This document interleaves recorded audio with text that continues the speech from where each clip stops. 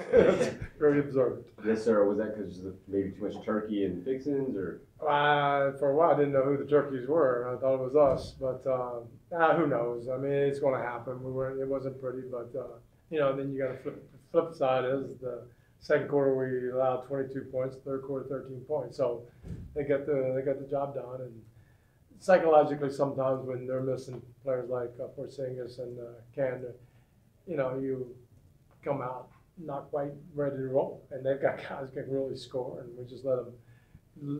We tried to let them off hook a little bit. Other guys that you said they can really score, but Michael Beasley, the guy has averaged 12 minutes a game until tonight, and then he had a really fabulous first half. I mean, he's driving to the basket seemingly at will. Why do you think it was difficult to defend him, in particular in the first half? Because for his whole career, that's what he does. He scores.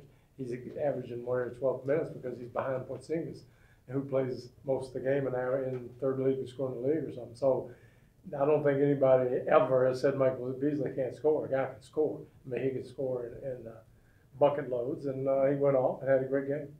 Mike, you had a guy that doesn't steal side. How much do you think that fueled your ability to kind of get faster points and then be working really back into the game? Oh, it's key. I mean, anytime we're in transition, we're really good, and that's where we got to stay.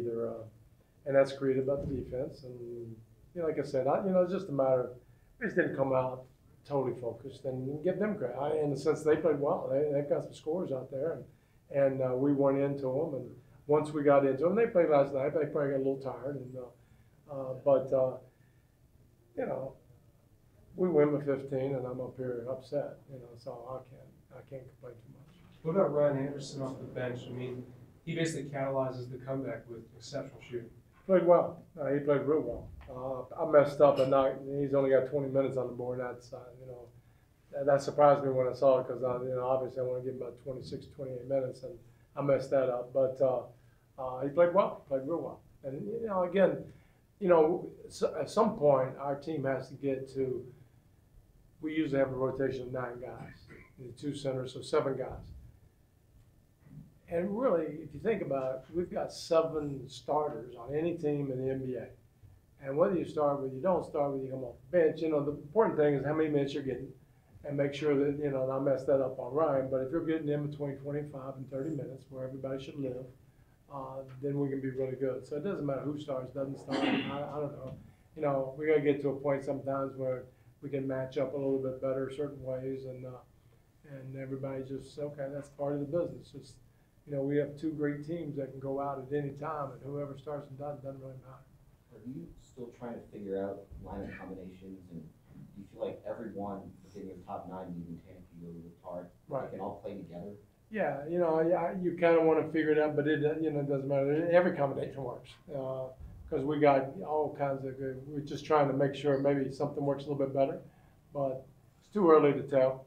We just got Chris back for 3 or 4 games, and so we'll see exactly how we want the rotations to go as it goes on. But I'd even have a hard time messing this up. Why do you think Chris had a tough time tonight? It was unusual. Well, it's normal after you lay off for a month and a half, and you start off like you haven't missed a beat. You ever play golf? I mean, same thing. You stay off about 6 months. You come out and you shoot great 2 or 3 games. You shoot 2 or 3 rounds. You shoot well, and then all of a sudden you're going all over the place, and that's what happens. I mean, I was surprised he even played that well the first 3 games. He didn't miss a beat. Could have been after 2 games he'd have a game like this. But having said that, and that's how good he is, he's got 13 assists. He's a plus 13, so I'll take that as a bad game every time. Coach, Mabute was a plus 21 this game. Last time he was plus 57. Can you kind of talk about the intangibles that he brings to this Rockets team? Well, he's really good, and we got a really good steal, and his shooting now, I think he's up to about 40% shooting threes, and his defense is always stellar. He can drive and pass, and he's just a great player. It's unbelievable that we could get him at what we got. What were some of the defensive adjustments that you made after that first quarter? Play harder. Guys, come on. We just cheerlead a little bit better. And Chris had 13 assists tonight. A lot of those in previous games as well, having went to Ryan Anderson for great. What have you seen from both those guys, that chemistry that's developed from them? Well, Ryan, Chris is, he'll find me, and that's good, and especially, the minutes that they're out there, alone. But, James will find him too. Everybody, and I just think, the ball movement is pretty good, and we just got off to a slow start. But after we got going, I mean, we had 5 points in the first 6-7 minutes, and we still put up 117. So, it's just, it's going to be this year. It's going to be battling ourselves to make sure that we're ready to play mentally and physically, and just take care of our work.